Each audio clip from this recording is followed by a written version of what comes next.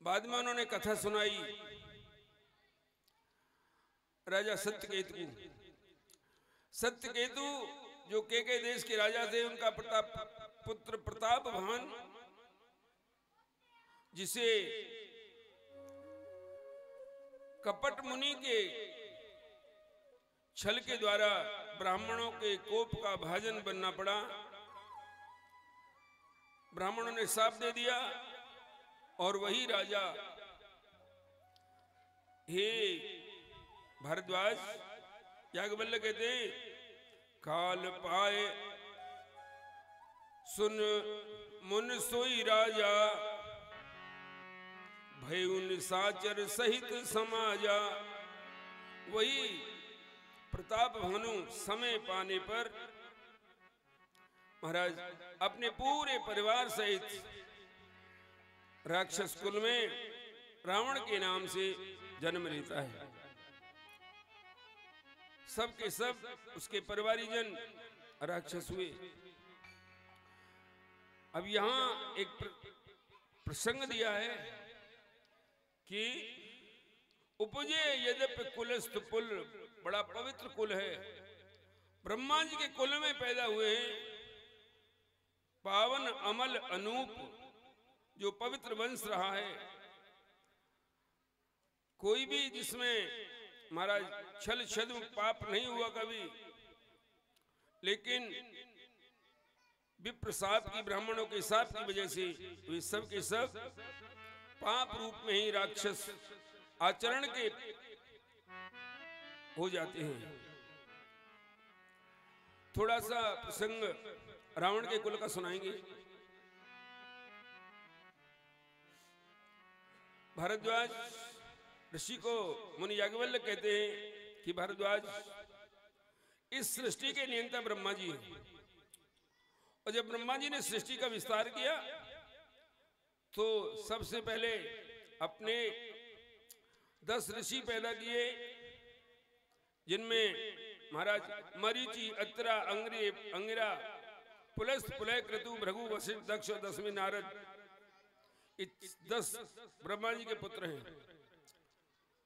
मरीचि, अत्रि, अंगिरा, पुलस्त्य, चौथे नंबर के पुत्र हैं, उनका नाम पुलस्त्य है। इन पुलस्त्य महाराज के ही महाराज विश्रवा नाम के पुत्र हुए। विश्रवा बड़े तपस्वी थे। इनके दूसरे जो पुत्र हैं, उनका नाम अगस्त हुआ। अगस्त जी विश्रवा के भाई हैं। विश्रवा महाराज के लिए तृणबिंदु नाम के एक ऋषि हुए, उनकी पुत्री का नाम था इडविडा। इडविडा का विवाह हुआ और इनसे कुबेर की उत्पत्ति हुई, जो देवताओं के कोषाध्यक्ष हैं और भगवान शंकर के मित्र हैं, प्रेमी हैं। ये कुबेर जी पहले लंका का अधिपत्य कुबेर को ही मिला था।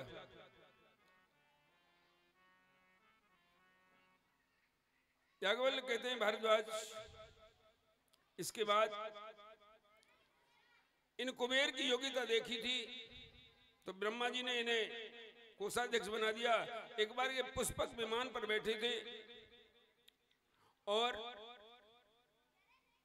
महाराज अपनी अलकापुरी के लिए जा रही थे, तो सुमाली नाम का एक दैत्य था, जो अपनी पुत्री कैकसी को लेकर के उसके वर के लिए घूम रहा था। सुमाली कहने लगी, पिताजी, ये जो कितना तेजस्वी बालक है, जो पुष्पक विमान पर बैठा है, मैं भी चाहती हूं कि मेरी ऐसी संतान हो। तो सुमाली ने कहा, बेटी, ये विश्रवा का पुत्र है, अगर तू ऐसा पुत्र चाहती है तो विश्रवा का वर्णन कर। पिता की आज्ञा से वो कैकसी विश्रवा मुनि के आश्रम में आती है। ऋषि समाधि से पास में आके खड़ी हो गई। कुछ देर बाद जब उनकी समाधि खुली, देखने लगे, देवी यहां क्यों आई हो, बोलो। उन्होंने कुछ नहीं कहा, केवल नीची दृष्टि की करके पैरों से जमीन को कुरेदती रही। उन्होंने फिर पूछा, देवी तुम्हारी क्या इच्छा है, किस लिए मेरे पास आई हो? तो कैकसी ने कहा, महाराज आप योगी पुरुष हैं, दिव्य दृष्टि है आपकी, अपनी दिव्य दृष्टि से जान लो मैं किस लिए आई हूं। उन्होंने देखा, ठीक है तुम संतान की इच्छा से, मुझे वर्ण करने की इच्छा से मेरे पास आई हो, लेकिन तुम समय भूल गई हो। बहुत पहले से किसी काम का कारण होना बन जाता है। तुमने जिस लगन में मुझे वर्ण किया है, ये लगन थोड़ी गलत है। इस लगन में वर्ण करने पर दुष्ट संतान पैदा होती है। अब लगन वगैरह ना देखें, पहले तो लगन देखे करे कब भावर कब पढ़नी चाहिए, लेकिन अब तो जब पढ़ जाए जब ही सही है। इसलिए सारा गड़बड़ हो रहा है। उस लगन के लिए उसका भी कारण बताएंगे राम जी के विवाह पर कल। लोग आपने सुना होगा, कहा करते हैं कि करमगत टारे नाय टरी, मुनि वशिष्ठ से पंडित ज्ञानी, सोध के लगन धरी, सीता हरण मरण दशरथ को वन में विपद परी। यानी वशिष्ठ मुनि जैसे ऋषि ने लगन शोध के रखी, फिर भी ऐसा हुआ तो लगन से कुछ नहीं होता।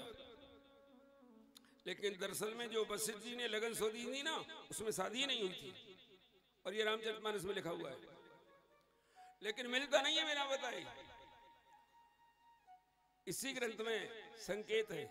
खैर, तो फिर चरण पकड़ लिए, महाराज आप तो ऋषि हैं, मुझसे गलती हो गई, क्या आपके संयोग से भी ऐसा होगा? बोले तो तेरा एक पुत्र धर्मात्मा होगा। और फिर इसी कैकसी ने 2 पुत्रों को जन्म दिया। बड़े का नाम रावण और दूसरे का नाम कुंभकर्ण था। एक तीसरा पुत्र हुआ जिसका नाम विभीषण रखा गया। वैसे ऐसा बताते हैं कि महाराज जो ये विश्रवा महाराज थे, इनकी कैकसी के सिवाय एक और भी रानी थी। 3 का वर्णन लिखा है महाभारत में। तो कैकसी, पुष्पोत्कटा और राका। पुष्पोत्कटा के खर और दूषण थे, और राका जो थी उसके त्रिसरा नाम का पुत्र था, इसलिए ये रावण के भाई थे। रावण की एक बहन थी जिसका नाम था सूपनखा। सूपनखा है, ये खा नहीं है। मुसलमान लोग खाना खाते हैं ना, सूपनखा नहीं है, नखा। नखून इसके सूप जैसे थे, लंबे लंबे चौड़े चौड़े। एक इस सूपनखा का विवाह विद्युत जी नाम का एक दैत्य था, उसके साथ हुआ था। उसे दंडकवन दहेज में दे दिया था रावण ने। रावण की एक दूसरी बहन थी जिसका नाम था कुंभीनसी, और कुंभीनसी मधु दैत्य के लिए विवाही थी। और मधु दैत्य इस स्थान का था जहां पर आप बैठे हो। इस मधुवन का राजा था, इसका नाम पहले मधुवन था। इस मधुदैत्य के लिए कुंभीनसी विवाही थी, और इसी का पुत्र था लवणासुर, जिस लवणासुर को शत्रुघ्न जी ने मार करके यहां पर मथुरा नगरी बसाई थी। ये मथुरा नगरी राम जी के भाई शत्रुघ्न जी ने बसाई थी, और उन्होंने यहां राज किया था। तीसरी बहन थी जिसका नाम क्रोची था। वो खड़ग जी नाम का एक दैत्य था, उसके लिए ब्याही थी, और वो पलंका का राजा था। एक लंका थी, एक अलकापुरी थी, एक पलंका भी थी। ये अन्यत्र वर्णन है। आनंद रामायण में ऐसा प्रसंग दिया है। तो ये महाराज रावण ने फिर तपस्या की। तुलसी बाबा ने भी लिखा है, भगवान शंकर कहते हैं पार्वती को कि कीन विविध तप, तीनों भाइयों ने विलक्षण तपस्या की। और फिर जब उन्होंने बहुत भारी तपस्या की तो मैं ब्रह्मा मिलते ही वर दीना, मैंने और ब्रह्मा ने उसको वरदान भी दिया था। ब्रह्मा जी से वरदान मांगा रावण ने कि कोई मंदिर नहीं बनाएगा और मूर्ति ले जाऊं तो मूर्ति घर में रखी जाना है। कहते हैं बड़ी मूर्ति घर में नहीं रखनी चाहिए, घर में जो मूर्ति रखती है उसकी लंबाई अधिक से अधिक 9 इंच 1 बिलस्त के बराबर हो सकती है। उससे बड़ी मूर्ति घर में नहीं रखनी चाहिए, मंदिर में रखनी चाहिए। तो मंदिर बनाने नहीं देते आप। विभीषण से कहा रावण ने कि जाओ, तुमको आज्ञा है मंदिर बना लो। इसलिए मंदिर अलग बना हुआ था घर से, देखा है ना, हर मंदिर तहाँ भिन्न बनावा। दरवाजे पर मंदिर बना रखा था विभीषण ने। और रामायुध अंकित ग्रह, राम के आयुध धनुष और बाण बने थे। कोई कोई तो कहते हैं कि राम नाम अंकित ग्रह, राम नाम भी लिखा था विभीषण के दरवाजे पे। एक बार राक्षसों ने जाके शिकायत कर दी, बोले महाराज, रावण जी महाराज, हाँ, बोले तुम्हारा भाई शत्रुओं से मिला हुआ है, जब लड़ाई चल रही थी तभी बात। कैसे? अरे बोले आके घर पर राम लिख रही है और या ज्यादा कहा हो। रावण ने बुलाया, हे विभीषण। बोले हाँ सरकार। तू मेरे शत्रुओं से मिला है? कौन कहता है? बोले सारे नगरवासी कहते हैं। अरे तेरे घर पर राम लिखा है। बोले चलो देख लो। रावण आया तो राम तो लिखा था लेकिन कुछ अंतर से लिखा था। एक कोने पे लिखा था रा और दूसरे पे लिखा था माँ। बोले देखो ये रा और माँ। बोले सरकार इस रा और माँ का अंतर मतलब राम नहीं है, और इस रा का मतलब है रावण और माँ का मतलब है मंदोदरी, राजा रानी का नाम लिखा हुआ। गोविंद भगवान की जय हो। तो चतुराई ऐसे कामों दे कब को अवधारण से बचना होता है, ऐसे बचो जाए। तो इसके बाद महाराज रावण का प्रभुत्व जम गया। अब चलो आगे चलते हैं। तुलसी बाबा ने राम कथा को सूक्ष्म कर दिया है, बहुत सूक्ष्म किया है। राम कथा इतनी बड़ी है, 9 दिन तो कहा, 9 महीना करी जाए तो पूरी ना हो, इतना विस्तार है। तुलसी बाबा ने लिखा है, अवधपुरी रघुकुल मन राऊ, वेद विदित ही दशरथ नाऊ। अवधपुरी और रघुकुल मन राऊ, रघुकुल और अवधपुरी ये 2 शब्द लिख दिए। रघुकुल कहां से आया ये नहीं लिखा तुलसी बाबा ने। महाराज अयोध्या कहां से आई, किसने बसाई, इसके पहले कौन राजा था ये भी नहीं लिखा। अयोध्यापुरी का वर्णन थोड़ा सा लिखा है तुलसी बाबा ने उत्तरकांड में। राम जी कह रहे हैं अयोध्या के बारे में, जन्म भूमि मम पुरी सुहावने, उत्तर दिश सरयू जह पावन। मेरी जन्म भूमि बहुत सुंदर है। अपने भालू बानरों को बता रहे हैं तब सुग्रीव, मेरी जन्मभूमि बड़ी पवित्र है और इसकी उत्तर दिशा में सरयू बहती है। पावन, पावन शब्द 2 के साथ लिखा है, सरयू के साथ पावन लगा है और एक गंगा के साथ लगा है पावन। चले राम लक्ष्मण मुन संगा, गए जहां जग पावनी गंगा। गंगा ये पावन शब्द 2 के साथ लगा है। पावन कहते हैं विशेष पवित्र को। महाराज दोनों ही पावन हैं। नारायण भगवान की जय हो, शंकर भगवान की जय हो।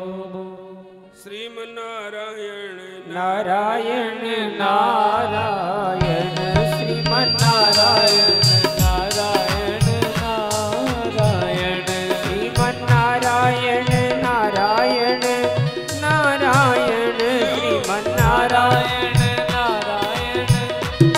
भजमन नारायण नारायण नारायण भजमन नारायण नारायण नारायण।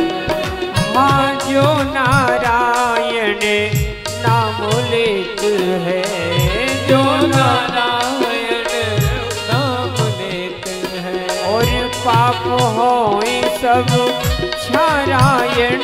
हाँ पाप होए सब छारायण। श्रीमन नारायण नारायण नारायण श्रीमन नारायण नारायण नारायण।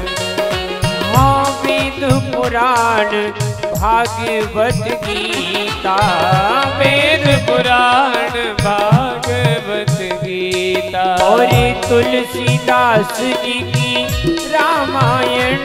हाँ तुलसीदास जी की रामायण। श्रीमन नारायण नारायण नारायण श्रीमन नारायण नारायण नारायण। ओ बोलो नारायण नारायण नारायण।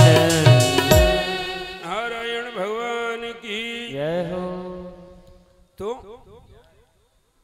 अयोध्यापुरी का वर्णन विशेष तो वाल्मीकि रामायण में लिखा है। कहते हैं वहीं कर जाऊं महाराज,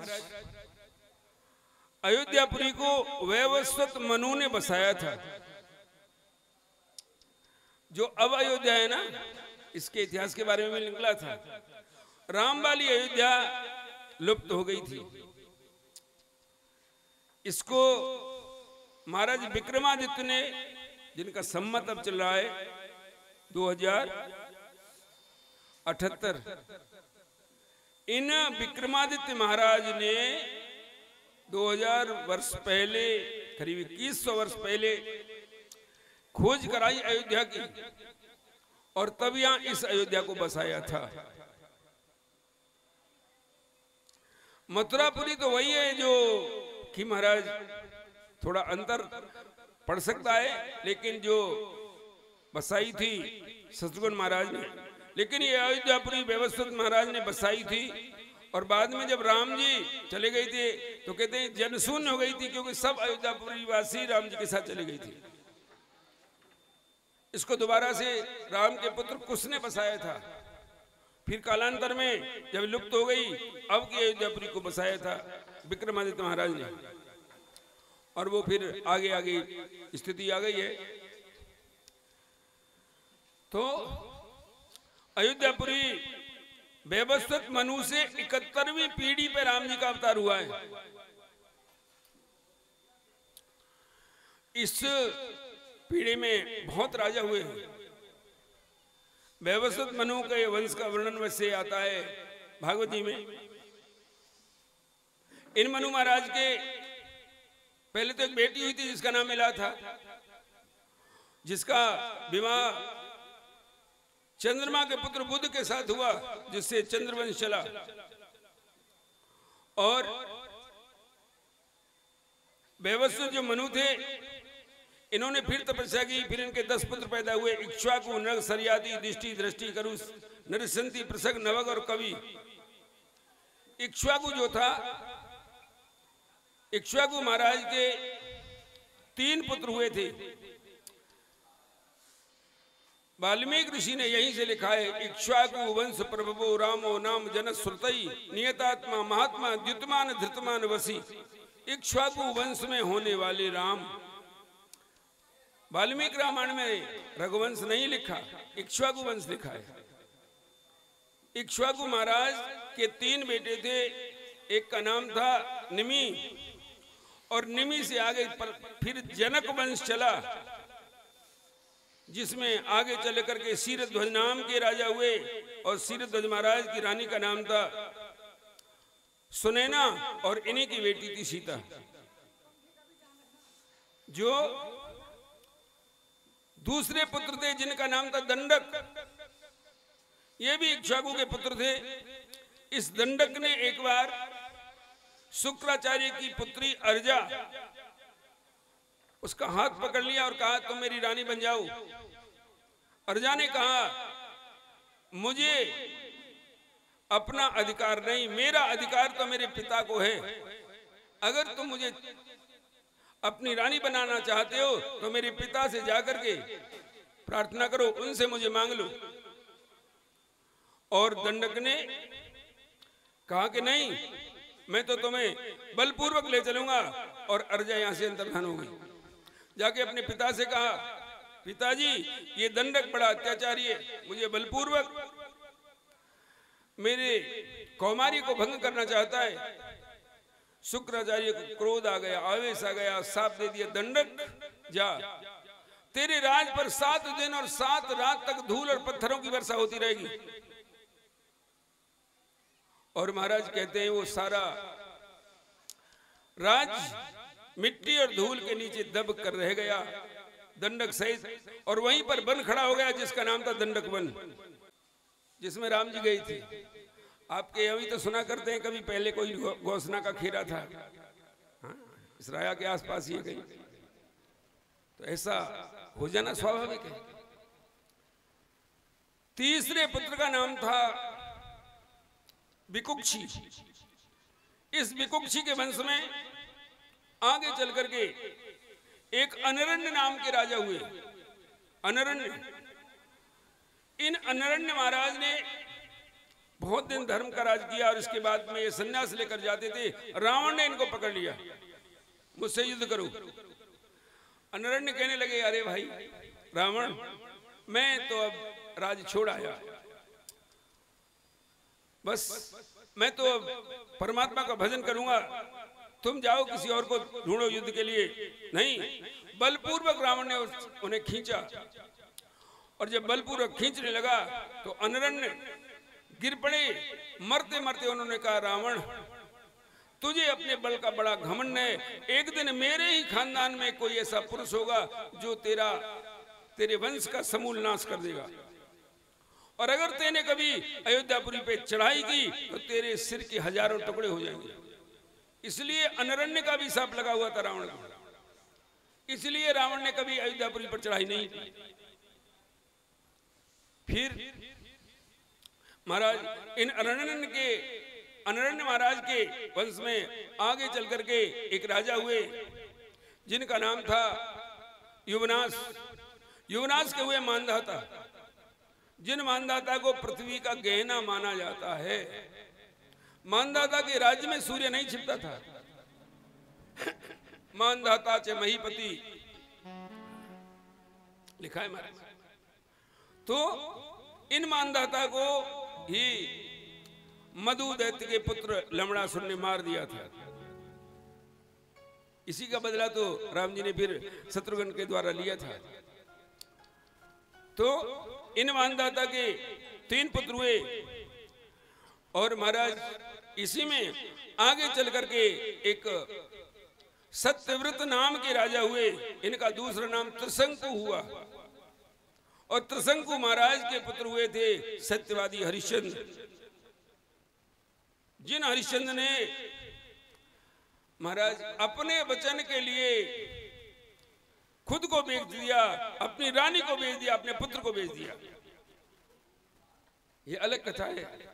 ये देखो सूर्य वंश में कितने दिन पहले से मर्यादा पालन हो रही है, तभी तो आगे परमात्मा का अवतार हुआ है। हरिश्चंद्र का पुत्र हुआ महाराज रोहित। रोहित का पुत्र हुआ चंप, जिसने चंपापुरी बसाई। और इस चंप का पुत्र हुआ बाहुक। बाहुक का राज शत्रुओं ने छीन लिया।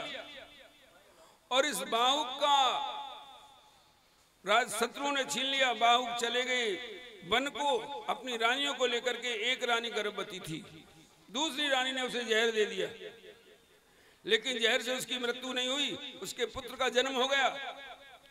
उस पुत्र का जहर के साथ जन्म हुआ, इसलिए उसका नाम रखा गया सगर। सगर महाराज के 2 रानियां थीं और ऋषि ने इनको वरदान दिया, देवियों तुम्हें जो वरदान चाहिए तुम मुझसे वरदान मांग सकती हो। तो एक ने कहा महाराज मुझे एक पुत्र हो केवल और जो वंश को चलाने वाला हो। दूसरी ने कहा महाराज मुझे पुत्र चाहिए लेकिन एक नहीं, कम से कम 60,000 पुत्र हो मेरे। एक को एक पुत्र हुआ, दूसरी को 60,000 हुए। महाराज सगर ने यज्ञ किया और ये यज्ञ के घोड़े को इंद्र ने चुरा करके कपिल देव के आश्रम में बांध दिया। उस यज्ञ के घोड़े को खोजते खोजते सगर के पुत्र पहुंचे कपिल देव के आश्रम में समुद्र के किनारे। और जब महात्मा को देखा शोर करने लगे, महात्मा आवेश में आ गए।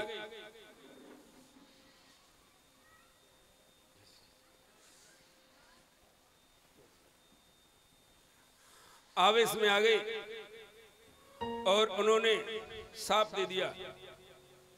अरे संतों के ध्यान में भंग डालते हो, सब के सब उनकी महाराज दृष्टि पड़ते ही भस्म हो गई। इन्हीं के उद्धार के लिए गंगा जी आई थी। इन सगर का जो बड़ा बेटा था उसका नाम था असमंजस। असमंजस का पुत्र हुआ अंशुमान।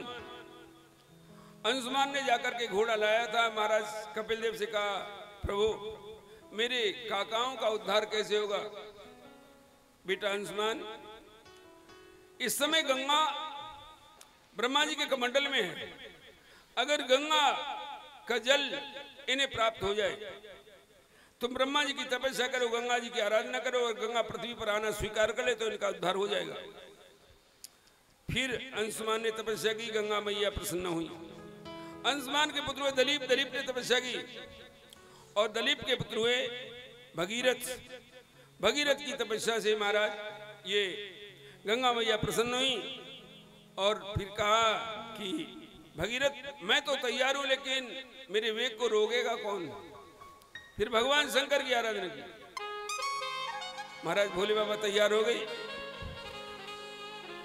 गंगा माँ के मन में जरा अहंकार भी आया, ये बाबा जी लिए भांग खावे और मनचाहा काम को तैयार हो जाए है, मुझे ही रोकने को तैयार हो गया, इसे बहा ले जाऊंगी। भोले बाबा गंगा मैया के मन की समझ गई और पैर जमा के हिमालय के ऊपर खड़े हो गए। जाओ भगीरथ कह दो ब्रह्मा जी को छोड़े। ब्रह्मा जी के कमंडल में से गंगा की धार निकली और शंकर जी की जटाओं में पड़ी। अब तो भोले बाबा ने जटाओं को बढ़ा दिया, उसी में घूमने लगे। कहते हैं वर्षों हो गए। भगीरथ बोले महाराज ये तो फिर चक्कर पड़ गया, मेरे पुरखा तो फिर रह जाएंगे। भोले बाबा ने एक लट खोल दी, उसमें से गंगा की धार बह निकली। आगे आगे भगीरथ, पीछे पीछे गंगा की धार चलती है। गंगा तेरा पानी अमृत जय हो। झर झर बहता जाए, युगों युगों से इस देश की धरती तुझसे ही जीवन पाए। गंगा तेरा पानी अमृत आ जाए, युगों युगों से देश की धरती तुझसे जीवन पाए। गंगा तेरा पानी अमृत झर झर बहता जाए, युगों युगों से देश की धरती तुझसे जीवन पाए। गंगा तेरा पानी अमृत।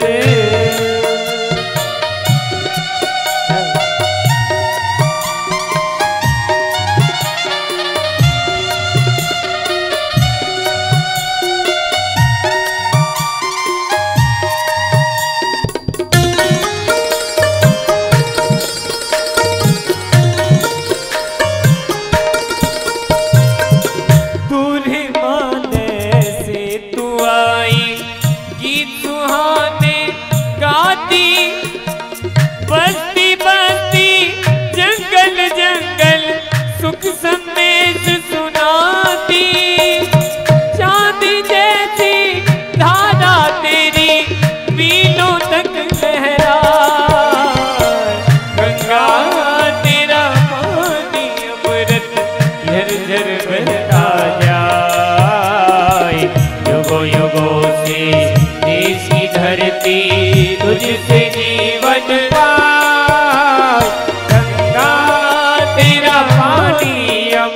तेरे